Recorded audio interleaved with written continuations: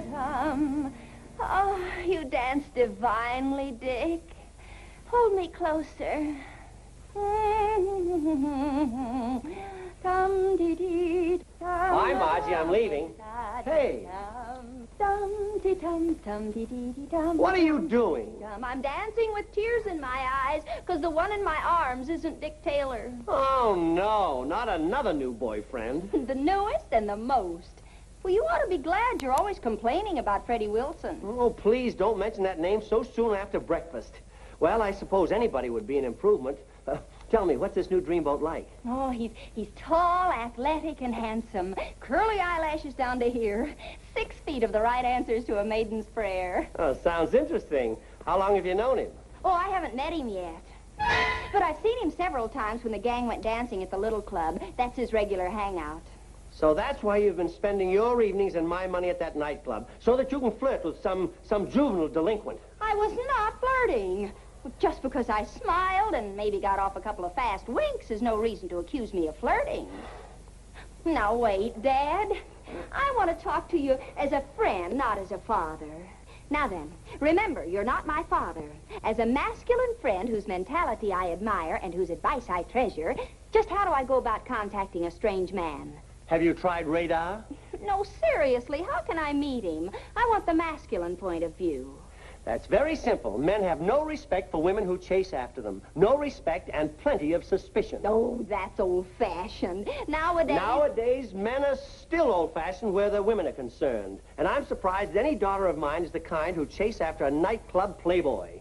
Dick's not a playboy. He owns his own business. He's a private detective. What? Well, that does it. Margie, there are plenty of nice young men around without you chasing after some unknown private detective. I forbid you to see this man again. But, Dad... No buts. I forbid it. Do you hear? And that is final. Margie home? Unfortunately, she is. She's too old to send to a reform school.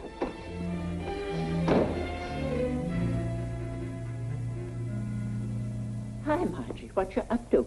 Your father's blood vessels are popping like bubble gum. He's forbidden me to see Dick Taylor again. You remember the one I told you about? Oh, yes, he's the shamus. That's whodunit talk for private eye. That's him. But how can I stop seeing a man I haven't even met? Well, there's your out right there.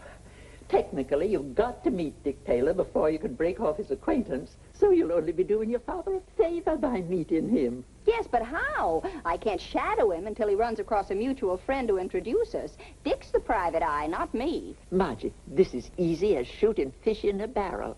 He's a private detective, so why not hire him? Hire him? Sure. I'll disguise myself as an international jewel thief. You tell him I broke in here and cleaned out the joint. Whoa, take it easy. He'd never go for a wild one like that. But the idea's good. I'll hire him, all right, but this is a one-woman job. I want to be in on this caper. I thought it up, didn't I? You did, and bless you, Mrs. Odette. Just you be satisfied playing Cupid instead of an international jewel thief. This Rogers deal is one you hadn't better mess up, all right. His signature on the contract will mean a fortune for us. Hello? Yes, Margie's right here. Hi, Margie. Oh, yes, that'll be okay. I probably won't be home to dinner either. I got a big deal on. Got to rush now. Bye. Now, all you've got to do is meet the 10 o'clock train from Chicago tonight and get Rogers' signature before he goes on to Connecticut. Now, for heaven's sakes, be on time. Don't worry, Mr. Honeywell. I'll pick up the papers at my apartment tonight and go right to the station. Well, just to make sure, I'm going to pick you up in my car and drive you to the station. And not a word to Margie, you understand? I don't want her mixed up in this.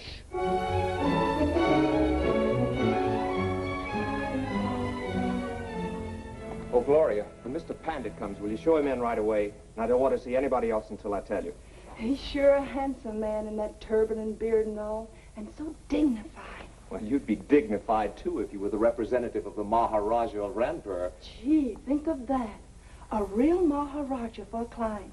You're a success, you know that? I've got to find the Maharaja's stolen emerald first. Then I can put in for my gold-plated badge. What's so important about one emerald? I'll bet he has jewels he hasn't even used yet. Not like the Star of Khyber. That's something special. He wears it on state occasions as a symbol of authority. There's going to be a big political storm in his country if his people find out the Star of Khyber is missing. That's why someone stole it and brought it to America to dispose of it. That's why I've got to get it back. That emerald is really hot. You'll find it if anybody can. Thanks, Gloria. But I'm afraid that's not why he had Conde Pandit contact me. I met the Maharaja during the war when I was with the OSS. Did him a couple of little favors, so... Anyway, I've got the job. Remember, I don't want to see anybody but Mr. Pandit, okay?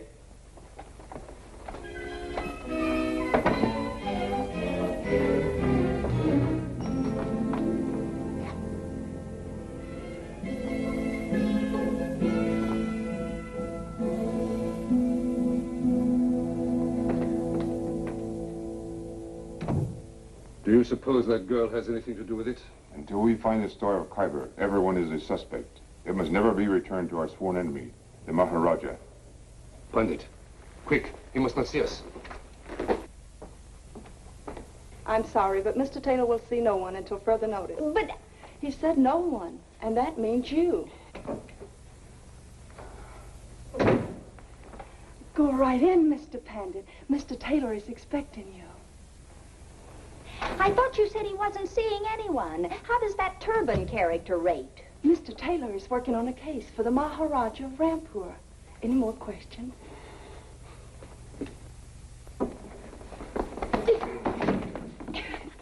Give my regards to the Maharaja.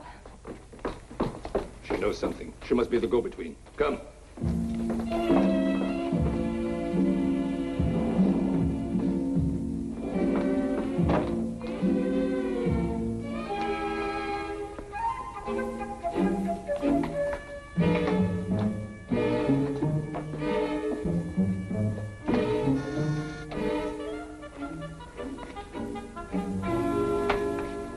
Hi, Margie. How'd it go? Did you make the contact? Our private eye is still very private. Well, come on in and tell me what you hear from the mob. You heard? The girl has a gang working with her. Quick, we will search the apartment.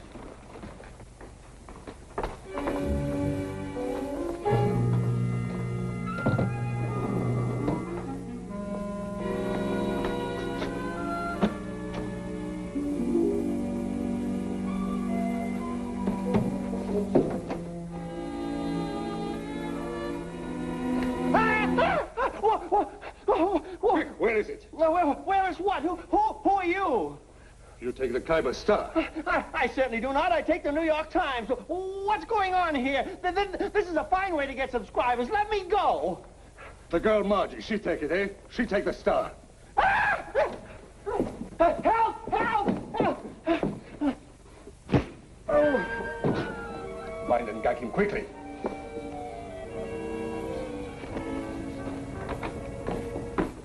Now, Margie, surely you're not going to give up after just one try. That's not like you. I'm not giving anything up. I didn't even get started yet. That's funny. I thought sure I left that open. Maybe your father's home.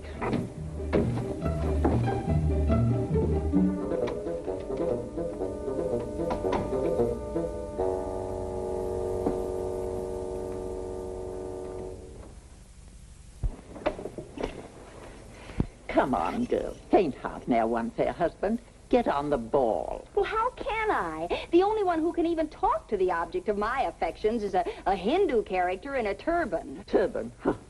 I'd be ashamed to get outsmarted by some creep who wraps his brains up in a turban. But don't you see? Dick is busy on some deal for a Maharaja. Margie, I got a brainstorm. Look, if your Dickie Bird has a yen for Hindus, shake hands with the Maharani of Odetpur. Oh, now, Mrs. Odette, really? What's the matter? I got Indian blood. Of course, it's from Oklahoma instead of India. But who's going to give me a blood test? But you'd never get away with it. Oh, no. I'll disguise myself in one of those Hindu nightgowns. And, honey, with a veil over my face, I can get away with murder. You know, this idea is screwy enough for me to have dreamed it up myself. Well, what do you say? As a mutual friend of the Maharaja, I can introduce you to your Dickie Bird. And Dad will be caught with his objections down, huh? Mrs. Odette's, I'll buy it. And I'll also buy you a costume for our little masquerade. Come on.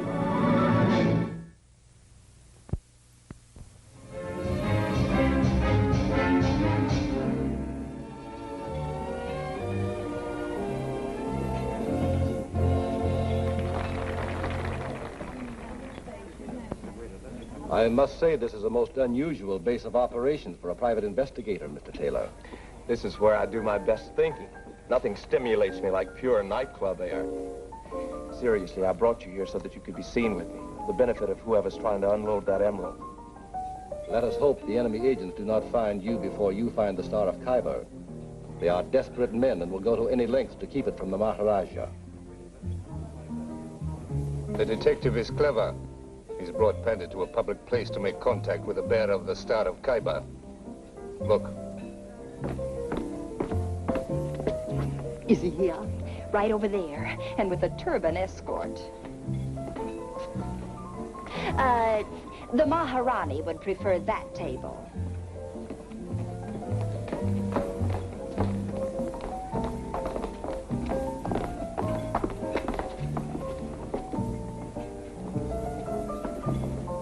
Well, a countrywoman of yours, eh, Pandit? Wonder who she is. Pretty girl with her, too. The old one. She must be one of the Maharaja's agents. Now the parts fit. Tonight we shall take possession of the Star of Khyber as it changes hands before our eyes. I must apologize for this dreary establishment, Your Highness. However, it will provide a humorous contrast with the fabulous entertainment offered by your cousin, the Maharaja of Ranpur. Ah, yes, my dear, dear cousin.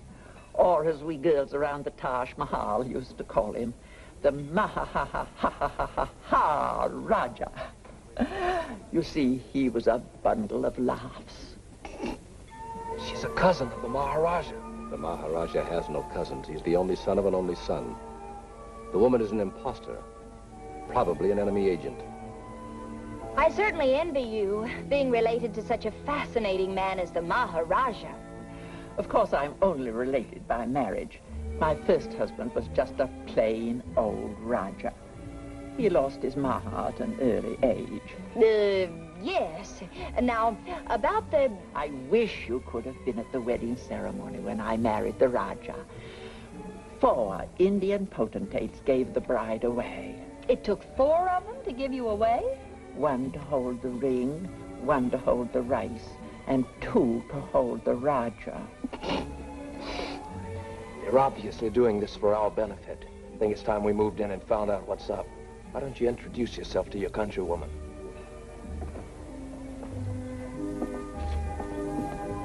Permit me to introduce myself, Your Highness. I am Khanda Pandit, humble subject of the Maharaja of Ranpur.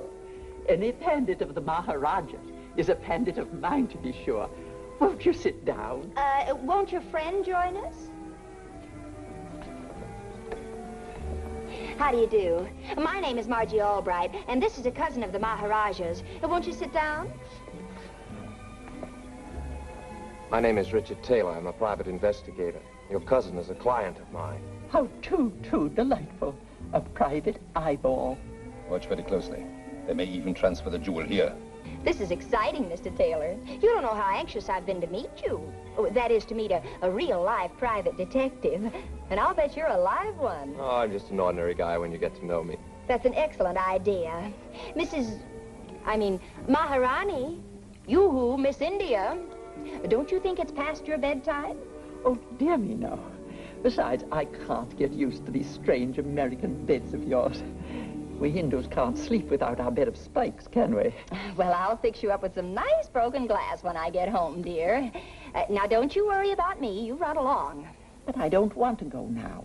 I want to be in on the payoff, like you promised.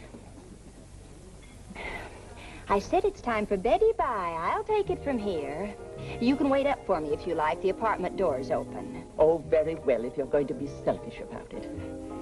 Call me sometime, Mr. Pandit, and we'll split a chicken curry.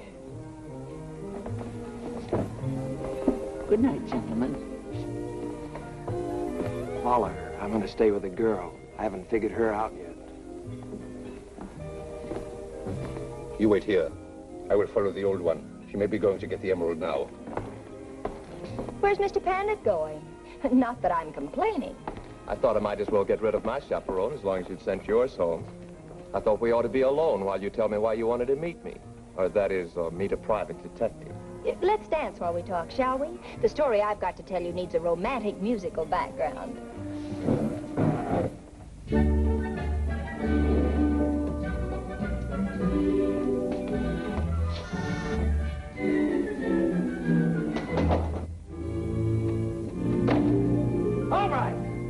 All right, where the devil are you?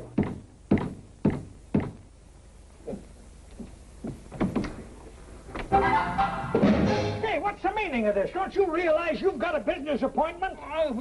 Ah, shut up. I wouldn't believe your story anyway.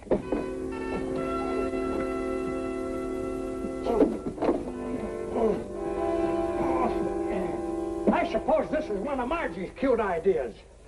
You ought to be ashamed of yourself to let a little thing like Margie tie you up and throw you in a closet. What are you, a man or a worm? Oh, it wasn't Margie. It was the Hindu. Well, that's different, yeah. A what? Two Hindus. They grabbed me from behind. All right, are you crazy? Yeah, don't answer that. It's a waste of time. Do you think I'm going to believe a cock and bull story like that? Honestly, Mr. Honeywell, I swear, when I came home to get the papers, two giant Hindus attacked me. Huge, powerful fellas, that big. Say, if they were midgets, they'd still knock you out in the first round. I tell you, they were savages. They wore turbans with huge knives concealed in them, this big. Stop that. You look like a baggy pants comedian. Now, you listen to me.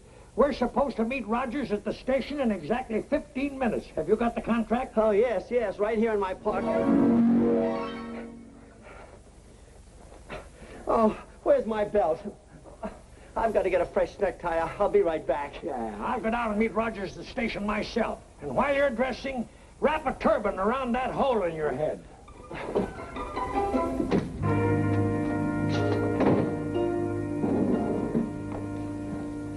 Hi, how's Trick Sahib?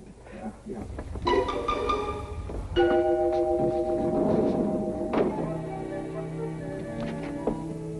Anybody home?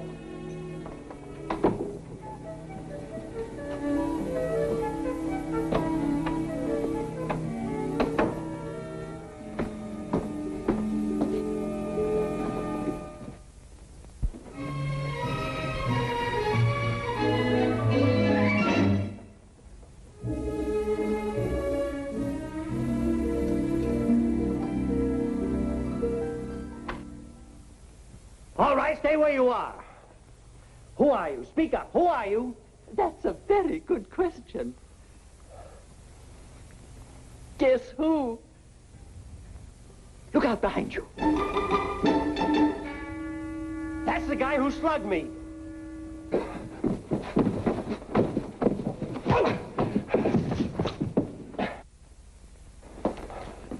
Mr. Albright, you slugged the wrong man. Don't tell me who made that cowardly attack on me. What are you doing in that outfit? Where's Margie? I'll bet she's in on this deal, whatever it is, isn't she? I tell you, you belted the wrong man. He's a friend of Margie's private detective. So, you admit that Margie's the reason for all this. I thought so. I'm going to stash this joker in the den and tie him up, and then I'm going to come back and settle with you.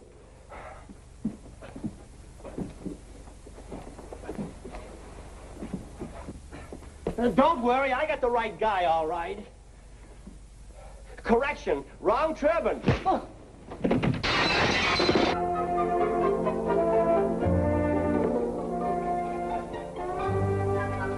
Make one move and your life is over.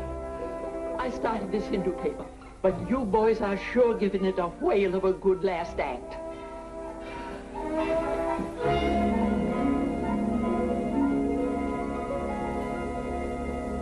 Now, come on, what's the real lowdown? Oh, it's the truth, really, Dick. All right, Mrs. Odette's is waiting for me in my apartment. Take me home and she'll corroborate everything I've told you. Where is your apartment? In the Carlton Arms, 10A. Will you come? Just as soon as I've made a phone call. Excuse me. Yeah, Lieutenant. It looks like the whole thing's going to blow tonight. I promised you I'd work with the police, didn't I? Now listen, I want you to stake out an apartment. 10A in the Carlton Arms. Just give me time to get there with the girl.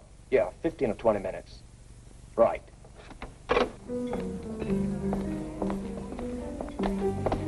I did not have time to search. A strange man joined the old lady, then Pandit came. We must get the girl while the detective is gone. Come.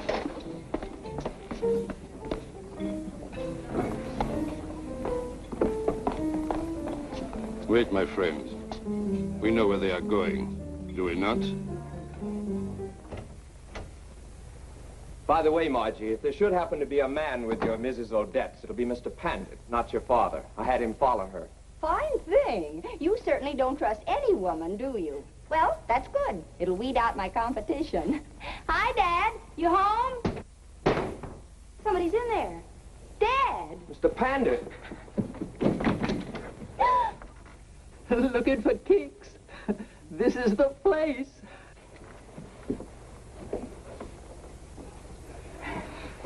Quick, get some water. There's a carafe in the den. Mr. Pandit!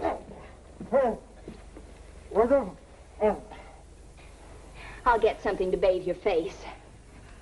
The old woman met an accomplice here. Before I could defend myself, he attacked me. Who was it? An Indian? One of the Maharaja's enemy agents? Then it must have been Margie's father. What a sucker I've been, going along with that wild pitch of hers.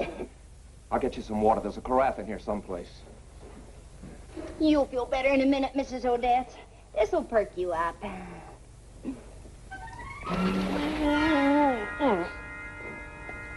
Dad! Oh, Dad! Oh! Yes, her father. He's the key to this whole thing. Well, here's where we wrap it all up. My belt. Where's my belt? Everything has happened to me tonight. I've been beaten, bound, gagged, and generally fractured, and it's all because of you. I'm going to get the police, and it's going to be just too bad for you. Oh, but Dad, wait! Wait, what for? To get clobbered again? This place is full of crazy people. Crazy people! There's your man. He's the one who attacked me. Don't shoot, I can explain everything. Oh, no, you hit Dad! You're darn right I hit him. Now cut out the clowning. What's your angle on the Star of Khyber? I don't know what you're talking about. All I know is I wanted to meet you, and now I'm sorry I ever got such a revolting idea. Never mind the cracks. Just make with the explanations, if you've got any. I think no explanations will be necessary. Drop your guns, Detailer. Now, where is the Star of Khyber? Well? Hi. The man on the floor, he's the leader of the gang. Search him. All right, reach for the ceiling, everybody. You too, you're all under arrest. Dick, you've been reading too many detective stories. We haven't done anything. We're not suspicious characters. Oh, no? Well, what do you call that? Put down that rubber hose, boys. I'll confess. I was a Hindu for the FBI. Boiled as a mackerel. Oh, please, you can't arrest me. I'm a respectable businessman. I'll be ruined. Oh, and it's all your fault. Why do you do these things to me? And don't ask me what things, because I don't know myself. So you're going to plead insanity, huh? But he's telling the truth. He is a respectable businessman. He's the vice president of Honeywell and Todd. Yes, and you can ask Mr. Honeywell. He'll be here any minute now, and he'll straighten everything out. He'll vouch for me. You just mention my name to Mr. Honeywell and see what he says about me. All right, Dickie boy, I'll take over now. Caught one of the gang myself. I conked him when he's trying to crash the party. Oh, Mr. Honeywell.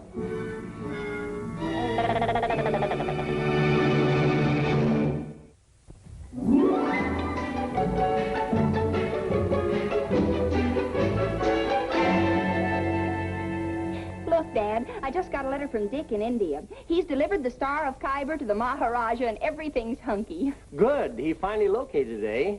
Now I suppose he'll hurry back to you and my troubles will start all over again. No, he's going to stay in India for a while and hunt tigers. He says it's a lot safer than running around with... I can't make out this word. Well, that's my little Margie.